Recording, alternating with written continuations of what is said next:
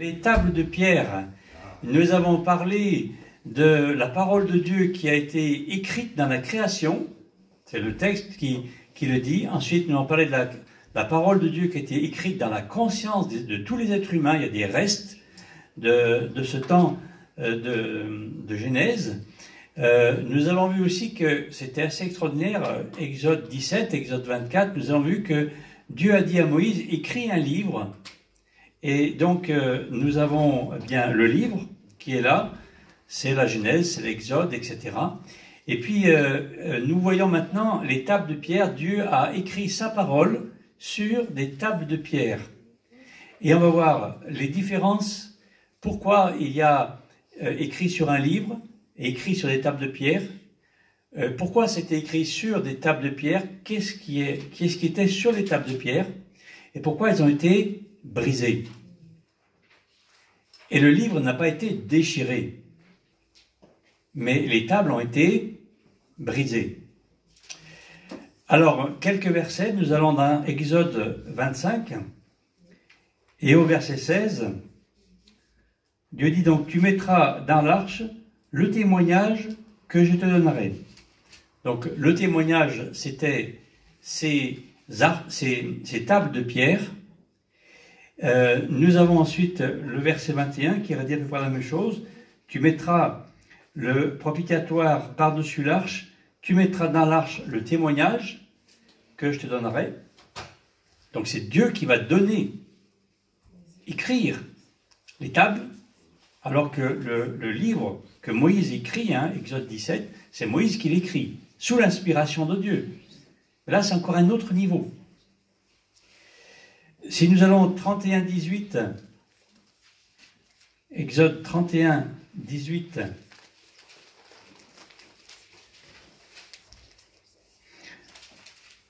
lorsque l'Éternel eut achevé de parler à Moïse sur le mont du Sinaï, il lui donna les deux tables du témoignage, tables de pierre, écrites du doigt de Dieu. Donc on voit que c'est Dieu qui l'a écrit, c'est pas Moïse. C'est différent du livre. Si nous allons au chapitre 32, versets 15 et 16, Moïse s'en retourna, descendit de la montagne, les deux tables du témoignage à la main. Les tables étaient écrites des deux côtés, elles étaient écrites de part et d'autre. Les tables étaient l'œuvre de Dieu, et l'écriture était l'écriture de Dieu, gravée sur les tables. Et puis, eh bien, après, ça va mal se passer, puisque quand il redescend, eh bien, il voit le peuple qui a fait le veau d'or, et il va briser les tables. Mais ça, on le verra dans une deuxième partie. On pourrait peut-être voir encore Hébreux 9. Hébreux 9. Et nous lirons à partir du verset 1.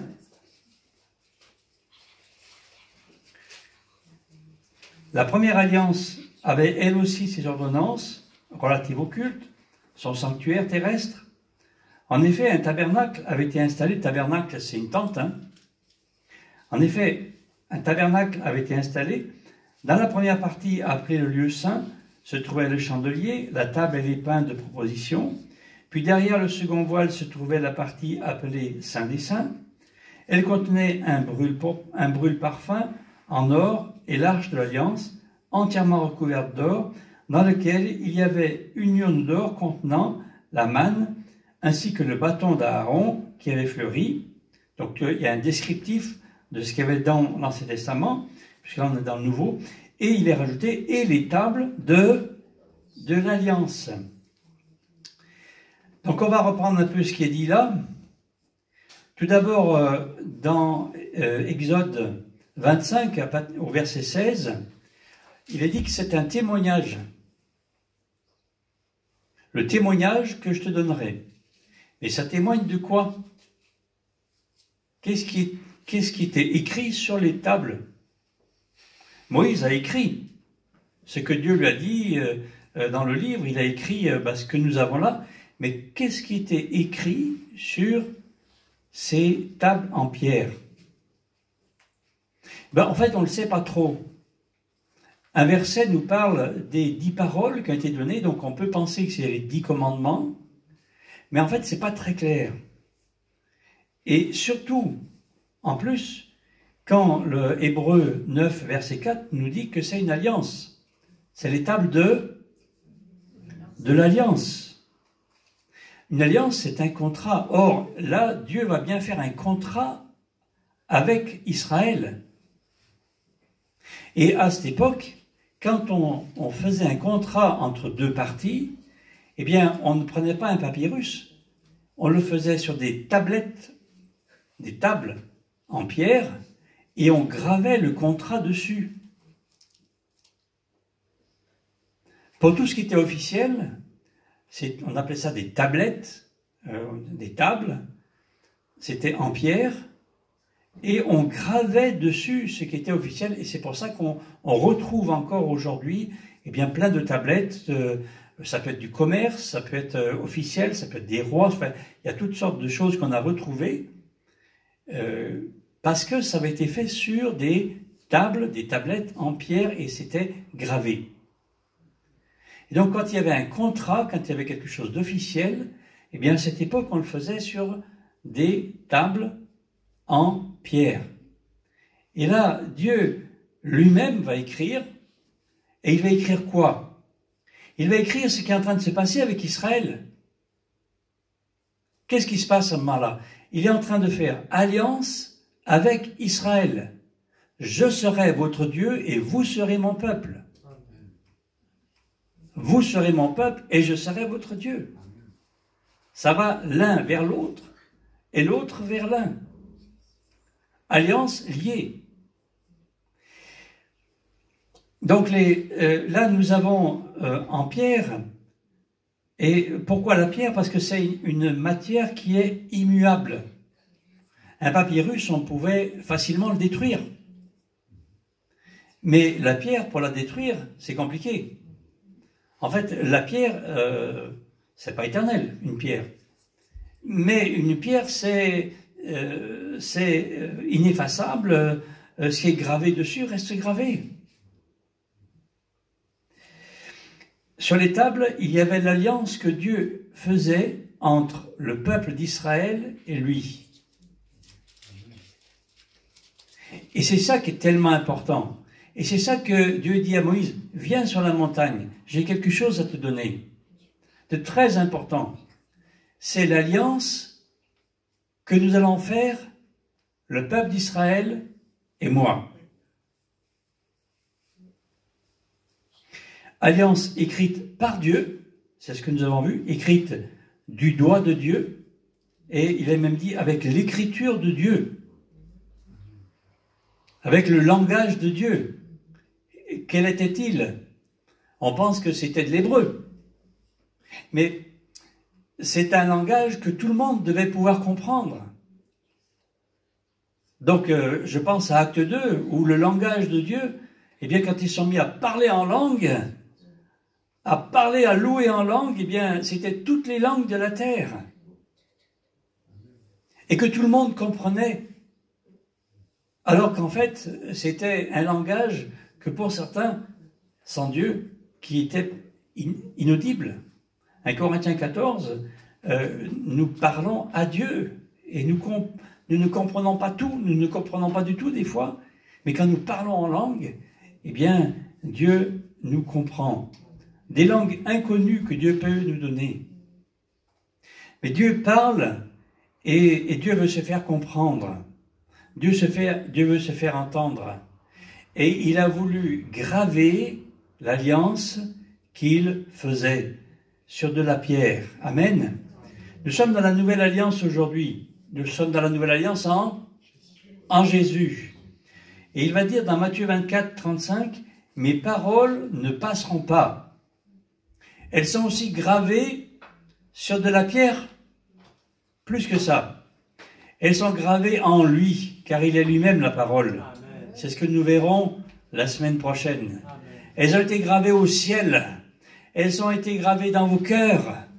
La parole de Dieu, elle ne passera pas. Les paroles de Jésus ne passeront pas, parce qu'elles sont en vous. Alléluia.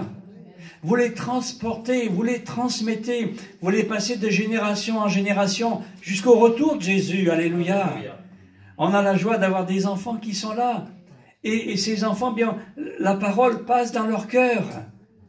Et c'est notre but de faire passer la parole dans les cœurs, parce que cette parole, elle est éternelle. Mes paroles ne passeront pas. Dans Matthieu 5, 18, il est dit, eh bien, qu'avant que la fin des temps arrive, il n'y a aucun petit trait de lettre qui ne passera. Tout va être accompli. Mais tout doit s'accomplir, mais tout restera. Alléluia. Dieu veut que ce qu'il a marqué sur ces tablettes de pierre, que nous, marqués sur nos cœurs, nous en ayons au moins autant, et sinon plus, de considération que les Hébreux qui l'ont brisé.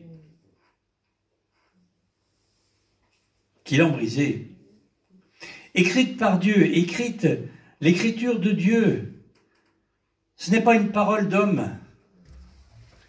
Hello, ce n'est pas une parole d'homme. Des hommes l'ont écrite, mais ce n'est pas une parole d'homme. Quand je lis ce livre, je m'adresse à Dieu, et Dieu s'adresse à moi. Je ne lis pas un livre seulement, mais je suis en communion, en relation avec Dieu, et Dieu me parle. Amen. Alléluia. Je ne suis pas là pour étudier la Bible. Vous n'êtes pas là ce soir pour étudier la Bible. Vous êtes là ce soir pour écouter la parole que Dieu va vous donner à vous maintenant. Et il la donne lui-même, écrite par Dieu, comme il l'entend. L'un va repartir avec une parole dans ce domaine, l'autre va repartir avec une parole dans un autre domaine. Mais nous repartons avec la parole de Dieu. Dieu m'a parlé ce soir. Alléluia, Dieu m'a parlé. Vous savez, Dieu parle tous les jours. Il y a des papas ici? Lève ta main, papa. Ok. Il y a des papas. Honnêtement, est-ce que vous passez une journée sans dire un mot à vos enfants? Oui ou non? Ben non. Pourquoi? Bien souvent, parce que d'ailleurs, les enfants, ils ne passent pas une journée sans vous parler. Waouh. Amen. Notre papa ne passe pas une journée sans nous parler, mais nous n'y prenons pas garde. Tellement occupés, la tête dans le guidon, à foncer, à faire tellement de choses que nous n'écoutons plus parfois.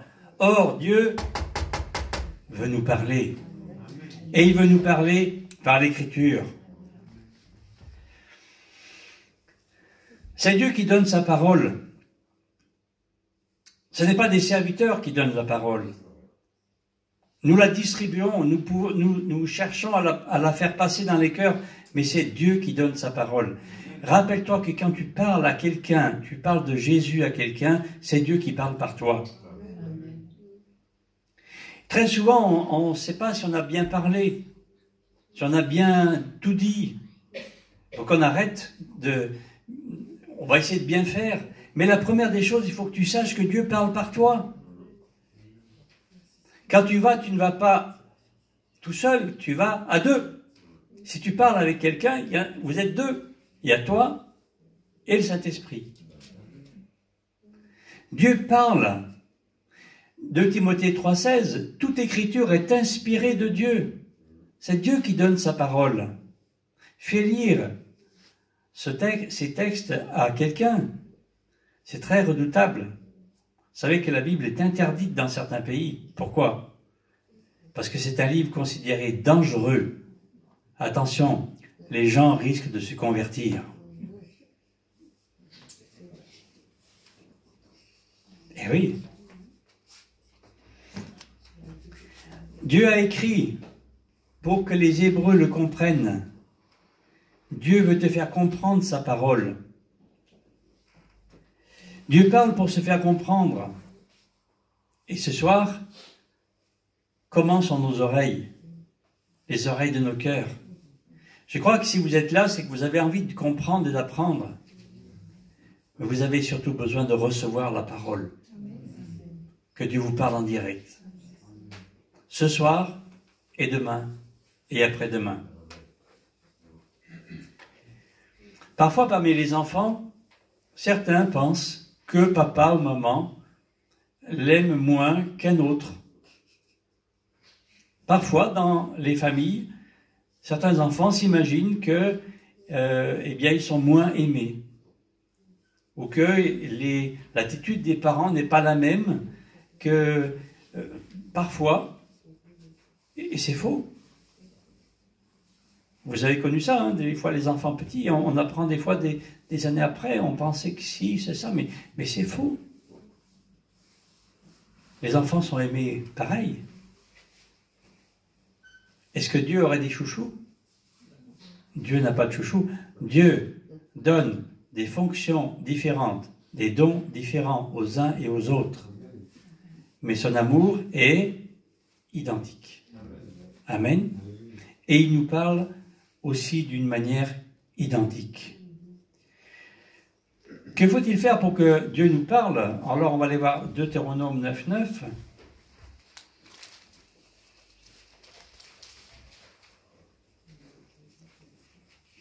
Lorsque je fus monté sur la montagne pour prendre les tables de pierre, les tables de l'alliance que l'Éternel a conclues avec vous, je demeurai sur la montagne 40 jours et 40 nuits, sans manger de pain et sans boire d'eau, et l'Éternel me donna les 2 tables de pierre écrites du doigt de Dieu, conformément à toutes les paroles que l'Éternel vous avait dites sur la montagne, du milieu du feu, le jour du rassemblement. Ce fut au bout des 40 jours et des 40 nuits que l'Éternel me donna les 2 tables de pierre, les tables de l'Alliance. Alors là, moi, j'ai relevé 2 choses. La première, il faut monter sur la montagne. Pour que Dieu nous parle, il faut que nos cœurs soient sur la montagne, dans la présence de Dieu. Tu peux être dans ta voiture et dans la présence de Dieu. Tu peux être à travailler là où tu es, à ton travail, et être dans la présence de Dieu. Tu peux être dans ton lit à te reposer, être dans la présence de Dieu. En fait, la présence de Dieu, elle nous accompagne partout. Mais il suffit d'y consacrer notre attention. Faire attention à la présence de Dieu qui est en nous. Je répète. Prêtez attention, faire attention, car il est présent. Nous avons à prêter attention qu'il est là. Et nous allons à nouveau ressentir cette présence parce que nous avons prêté attention à sa présence. Amen. Alors, il faut aller, j'ai dit, lorsque je fus monté sur la montagne, il faut aller sur la montagne. Et il va recevoir les tables de pierre, les tables de l'Alliance, ça dit 2 fois, il va les recevoir au bout de combien de temps? 40 jours. C'est-à-dire que, on ne sait pas comment il s'est passé. Il y avait les tables, puis c'est Dieu qui grave avec son doigt. Alors, est-ce que le premier jour, il a gravé quelques mots? Le deuxième jour, il a gravé encore quelques mots, quelques lettres, quelques mots encore. Et puis, l'autre côté a été fait ensuite. Et puis, lorsque tout a été rempli, Dieu a dit, c'est bon maintenant, j'ai marqué tout ce qu'il y avait à marquer. Est-ce que c'est passé comme ça? On ne sait pas. Est-ce que, au contraire, il a attendu 40 jours, il n'y avait rien sur les tablettes, et il attend, et il ne se passe rien, mais il prie. Il ne se passe rien, mais il prie. Il ne se passe rien, mais il prie. Et puis, il y a un moment donné, le dernier jour, tout est marqué. En fait, on ne sait pas. Mais ce qui est sûr, c'est qu'il a fallu 40 jours de prière pour que soit marqué tout ce qu'il y avait à marquer. Moi, je vous dis, il faut une vie entière pour recevoir tout ce que la parole de Dieu veut nous dire.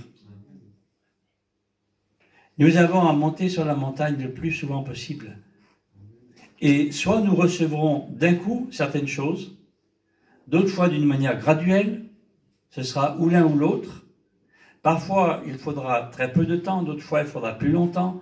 Là, il a fallu 40 jours à Moïse. Pourquoi? Ça ne nous est pas dit. Mais Dieu a prévu de parler à ton cœur et de te dire tout ce que tu as besoin de savoir. Très souvent, quand on voit 40 jours, on dit c'est pas la peine que je mette à prier. Hein. C'était Moïse, mais c'est pas pour moi. On va la ramener un peu à notre montagne à nous. Mets-toi en prière. Mets-toi en prière. Mets-toi en prière. Mets-toi en prière. Tu as quelque chose à recevoir et tu vois rien sur la table de pierre, mets-toi en prière. Continue à prier comme Moïse. Tu vois toujours rien, continue à prier. Tu vois toujours rien, continue à prier. Il est toujours trop tôt de s'arrêter de prier. Amen. Parfois, eh bien, on va voir quelque chose, on a reçu quelque chose, mais c'est pas complet. Là encore, je vous assure, très souvent, quand le Seigneur nous révèle quelque chose, les gens s'arrêtent. Ils reçoivent quelque chose de Dieu, les gens s'arrêtent de prier. C'est une grave erreur, parce que quand nous recevons quelque chose, nous avons en général la suite qui arrive. Nous avons une direction donnée et nous aurons après les moyens pour accomplir la direction. Donc quand tu as reçu quelque chose, continue. Parce que tu n'as peut-être reçu que les 2 lignes de la tablette et pas l'ensemble. Dieu parle quand on va le rencontrer. Et je crois que c'est important. Quel que soit l'endroit, montagne personnelle, individuelle, monte. Hébreux 9, 4, nous y repartons. Donc la partie appelée Saint des Saints, elle contenait un brûle-parfum en or et l'arche de l'Alliance, entièrement recouverte d'or, dans lequel il y avait une urne d'or contenant la manne, ainsi que le bâton d'Aaron qui avait fleuri, et les tables de l'Alliance. Les tables de l'Alliance, elles n'étaient pas faites pour être lues. Le livre de Moïse était fait pour être lu. Les tables de l'Alliance n'étaient pas faites pour être lues. Ils étaient au contraire mis dans cette boîte qui était l'arche, conservée avec le souvenir de la manne et du bâton d'Aaron qui désignait son sacerdoce à lui. Donc, pourquoi elle était conservée? C'est comme un titre de propriété. C'est comme un contrat que vous conservez bien précieusement. Vous l'avez lu et relu, vous le connaissez, il n'y a plus besoin de le lire. Vous l'avez entendu et réentendu chez le notaire, entre guillemets, vous le connaissez. Ce contrat avait été fait pour être gardé, pour être conservé. Et là encore, allez, c'est fait pour être gardé et conservé dans nos boîtes, dans nos cœurs. C'est là que nous devons le garder et le conserver. On va continuer encore un peu. Dieu a fait alliance avec Israël et il l'a écrit lui-même sur des tables de pierre inusables. Dieu a fait une nouvelle alliance en Jésus-Christ. Il l'a écrite lui-même dans le corps de Jésus sur une croix. Vous voyez qu'on retrouve des choses entre l'ancien et le nouveau en permanence. Et là, elles ont été brisées. Deutéronome 9.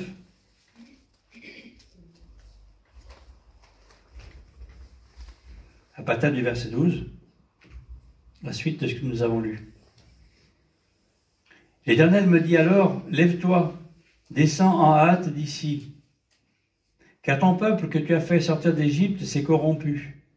Ils se sont promptement écartés de la voie que je leur avais prescrite. Ils se sont fait une image en métal fondu. L'Éternel me dit, j'ai vu ce peuple et voici que c'est un peuple à la nuque raide. Laisse-moi les détruire effacer leur nom de dessous les cieux. Je ferai de toi, donc Moïse, une nation plus puissante et plus nombreuse que ce peuple. Je me retournai, je descendis de la montagne, les 2 tables de l'alliance dans mes mains, et la montagne était tout en feu. Il est en train de descendre avec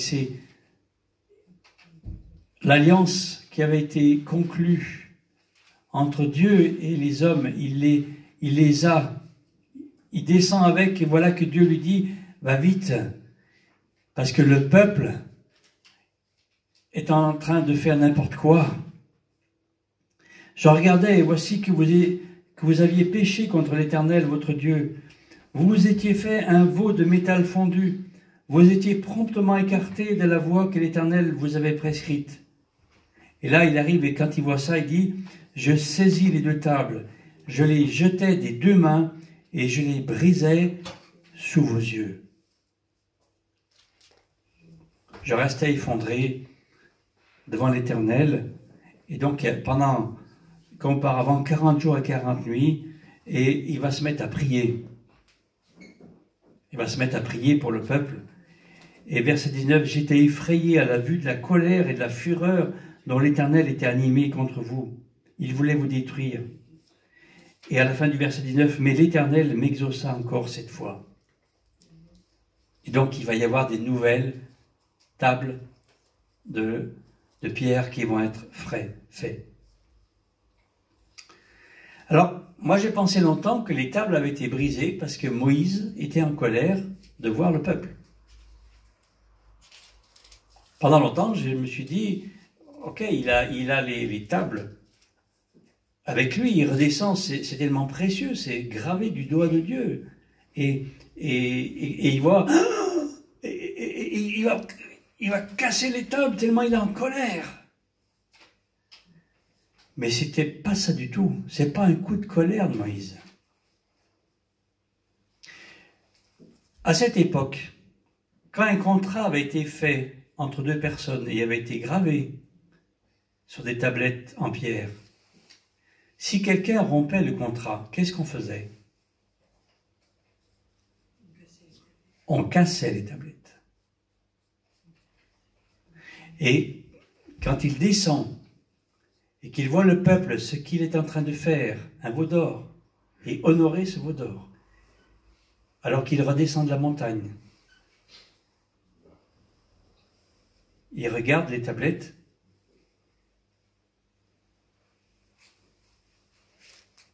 cassées. L'alliance était cassée. Alors il casse les tablettes où était marquée cette alliance. C'est terrible. C'est terrible. Il n'a pas brisé les tables par colère, mais parce que l'alliance était rompue. Un jour, un homme a été brisé aussi. Brisé à cause d'une alliance brisée. Et c'était Jésus. Et la douleur de Moïse face à cette colère divine, on la retrouve aussi quand l'Éternel se détourne, quand son regard se détourne de Jésus. Cette colère par rapport à l'humanité qui ne voulait rien entendre, qui brisait, qui rebrisait et qui rebrisait les alliances. Et les gens revenaient vers lui et ils rebrisaient l'alliance. Et peut-être encore, toi, ce soir, eh bien, tu es venu vers lui et puis ça marche bien et puis de temps en temps, tu recasses l'alliance. Toutes les fois, tu casses l'alliance. Et le Seigneur, il nous dit maintenant, arrête. Arrête.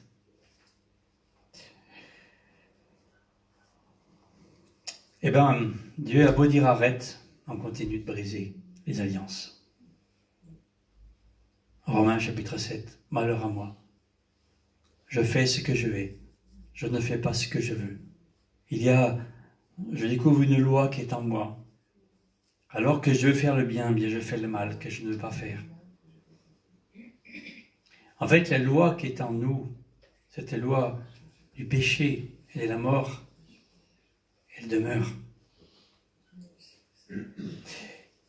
Alors Dieu, eh bien, il a décidé de faire autre chose. Il a décidé de faire une nouvelle alliance avec des tables qui seraient éternelles.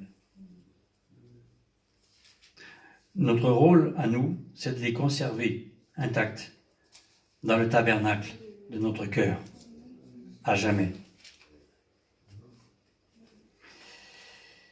Si nous lisons la suite de Deutéronome 9, que nous avons vu, Deutéronome 10,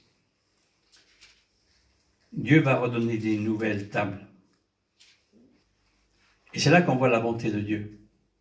Parce qu'il voulait détruire Israël. Vous l'avez lu?